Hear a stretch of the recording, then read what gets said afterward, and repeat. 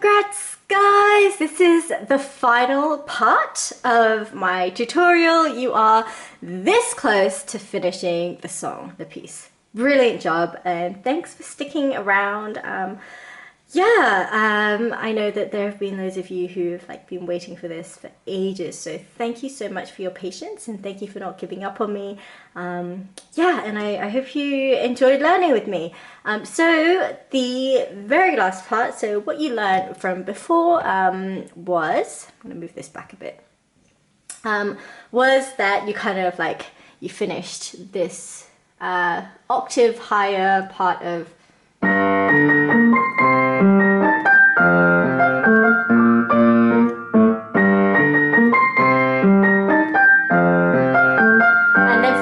actually go straight back to the start of the piece.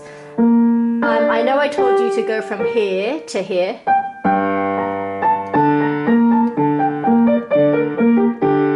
Which you can, that's what is actually written in the music, but for me, I like to make the transition a little bit smoother, so I kind of plunk in another note there. If you don't want to do that, that's absolutely fine. It does mean that it might sound a bit funny or it might sound a bit off, I don't know.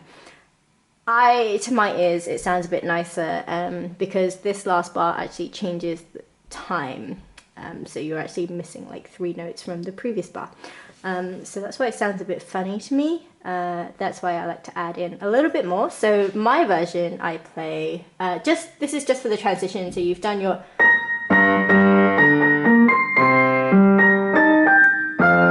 And then I play this.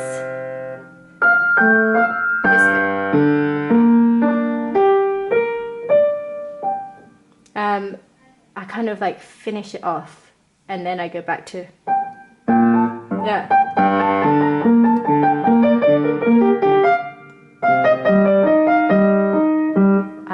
Okay, so let me just do that again.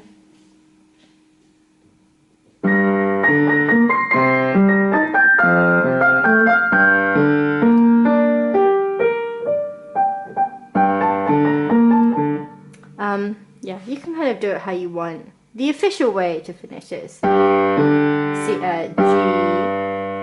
Obviously, this is an octave higher. Sorry, G. So you're playing an octave in your right.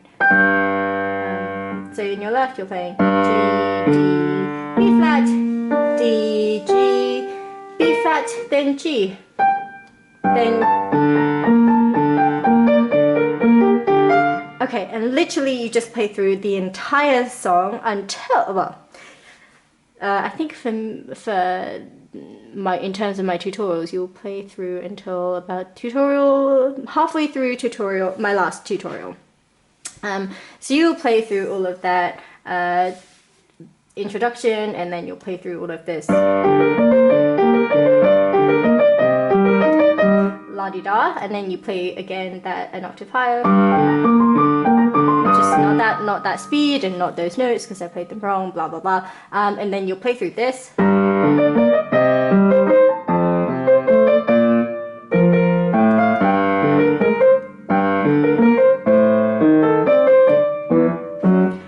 And then you'll play through this.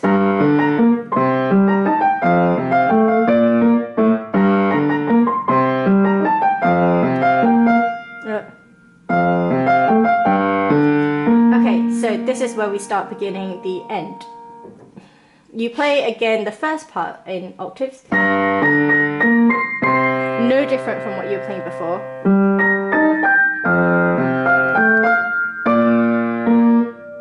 And if you have my sheet music, this part you'll notice, this sign here, that means you go to the coda, which I'm not going to bother explaining musical technical terms because I've forgotten them all. All that means is that you go to the last page where it says coda, and this is the finale. So instead of playing all the way through again, in actual fact, you can play this through as many times as you want and then just play the end when you feel like you want to end the song.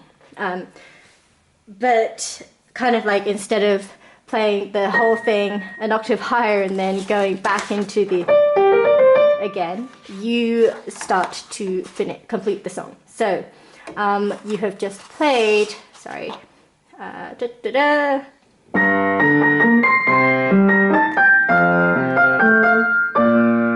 Now we're gonna finish. Actually, this the next bar is not very, in fact it's not really different from what we learned, but there's a minor alteration. Again, you play the same tune an octave higher. I'll play it for you first.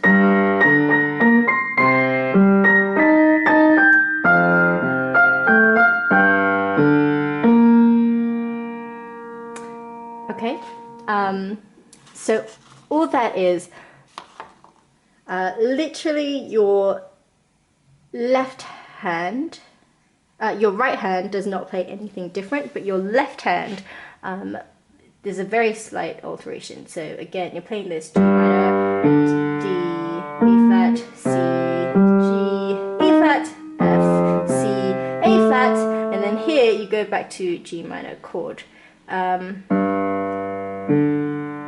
Actually, I take that back, there's no difference. So no difference. So yeah, that's kind of like the same as before, but this is where it changes. So instead of like, you know, where before you went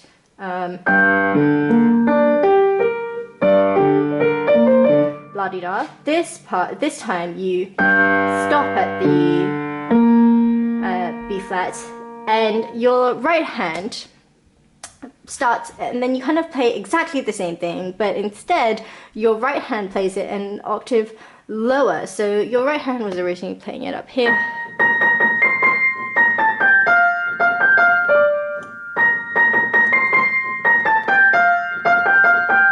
Now this time your right hand then moves and plays it an octave lower here.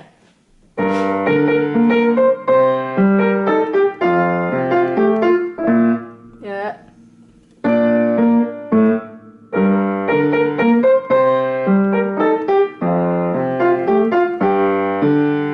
Okay, and nothing changes. And then again you play back an octave higher again.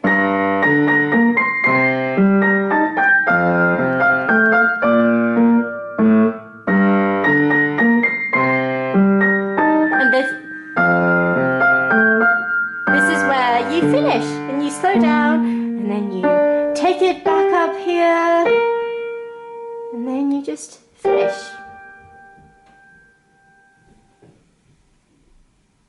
Congrats! Yay! Let me play that through for you properly. And I actually like to kind of like, at the very end, I like to bring it up the full scale a bit more. Well, I like to play the full chord like for another octave and then end it because I just think it sounds nicer. So you can do whatever you want, but for me, that's what I do. Let me just play you the ending, the whole ending section, so you know what it sounds like complete. And yeah, as you can see, it's like literally repeating the same part again and again. I wouldn't recommend repeating it more than what the sheet music suggests. You can find it on my site, by the way. It's bobbynest.com/ I think sheet-music, but if you just go to bobbynest.com, you'll find a sheet music section. I will include the link in the description as well, so you can find it. Anyway, this section, da-da-da. Whew.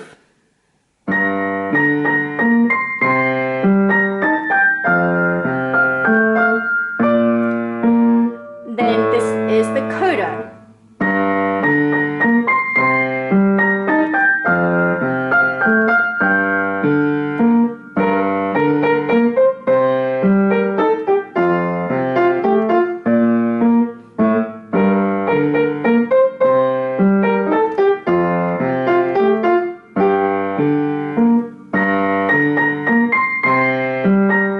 Slowing down when it, like, around here, especially like starting here. You can feel free to like start slowing down because you're gonna end the song.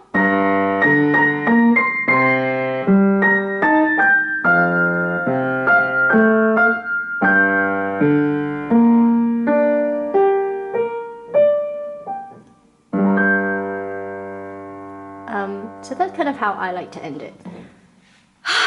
Great job, guys! You've just finished learning Mariage d'amour. Fantastic job. I might actually post up the next section, just another section kind of like just playing the whole thing through for you slowly. Actually, no, you can probably find that online. So never mind. And if you want to see me playing the piece, there are a couple of videos, I think, taken from back in like 2007. Wow, that's a long time ago. Yeah, so if you want to hear the whole thing, go there. Otherwise, great job! Let me know if you have any questions and I'll try to address them. The next section, I'm actually going to post up another video after this, sorry, and that will be with the pedal, because as you can tell when I did this tutorial, I didn't include any pedaling. But this whole piece is like, it's a beautiful piece, so I think it's necessary to have some pedaling in there so that, you know, it sounds a lot more dream wedding-y, I don't know. So yeah, look out for that very soon.